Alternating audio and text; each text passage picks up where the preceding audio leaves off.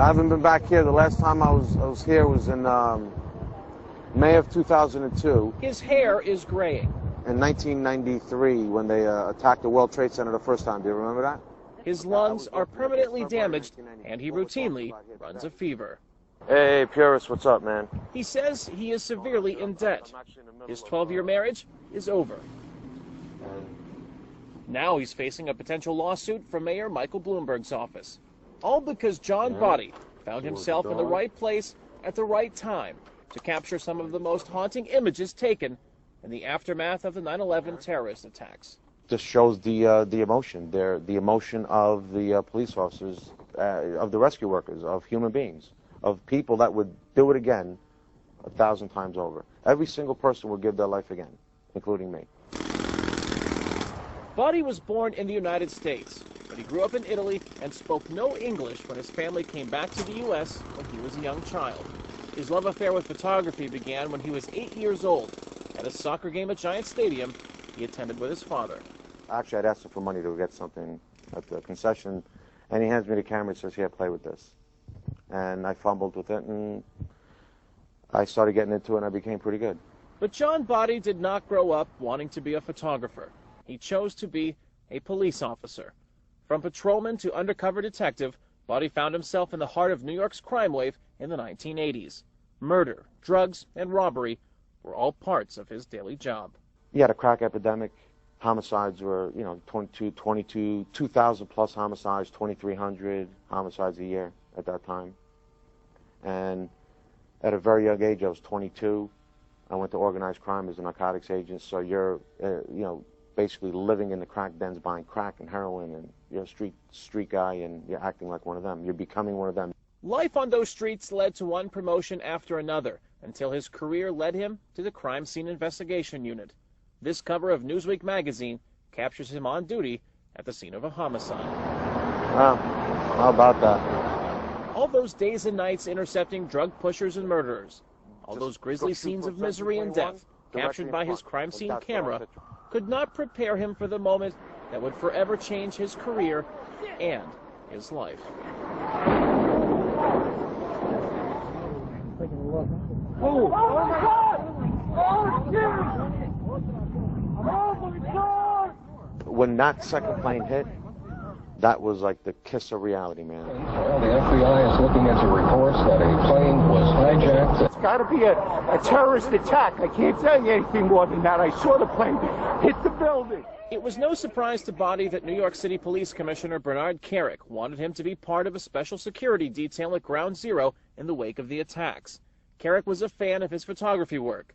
Botte could not be an official photographer for the NYPD because of a conflict of interest, but Kerik encouraged him to do what he did best. He was aware of my method of photographic expression, and he gave me the unique situation to express myself photographically. It was an assignment that would curse John Botte.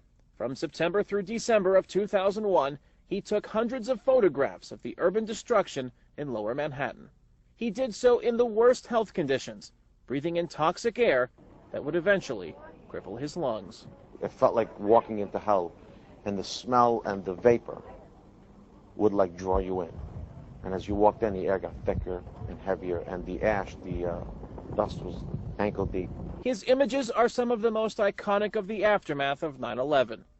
All that he saw, all that he took pictures of, all that you see here in stark black and white, would take its toll on his emotions and his family. When I say I lost all regard for much around me, it was just, I became distant, I just kind of lost interest. Man, incredible. How many people? And then the fire trucks, that was on Barclay Street, which is, I think, over here. Because of his failing health, Botte was forced into early retirement in 2003 and now collects a disability pension. The images he took those 4 months in 2001 appeared in several books, including Bernard Kerik's autobiography, The Lost Son. Though that book made millions of dollars, Botte says he never saw a cent for the pictures he took. He was in the middle of a divorce, unemployed, and tens of thousands of dollars in debt when he received an offer to publish the pictures in a book of his own. Botte was hopeful it would help him recoup some of his expenses. Aftermath unseen 9/11 photos by a New York City cop was released in mid-August in the United States. That same week, the city of New York threatened to sue the publisher for the book's profits. The city contends that Botte was on police time using privileged access to take the photos. While Botte admits that's true, he says he did not use police equipment or money to take and develop the pictures. He adds it would also take a lot of book sales to begin making a profit, which is not what his book is about. The whole mission of those photographs was about the dedication of my profession, the dedication of my profession visually and as a public servant. Any potential lawsuit has yet to make its way into the court system. Botte claims complete ownership of the photos, but he has indicated he's willing to reach a settlement by donating some of the profits to the New York Detectives, Widows and Children's Fund, after he's managed to recover some of the costs it took to get the book published.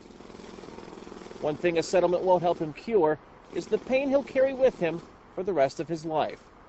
Pain in his lungs from breathing the toxic air. Pain in his heart for parting ways with his wife and his career.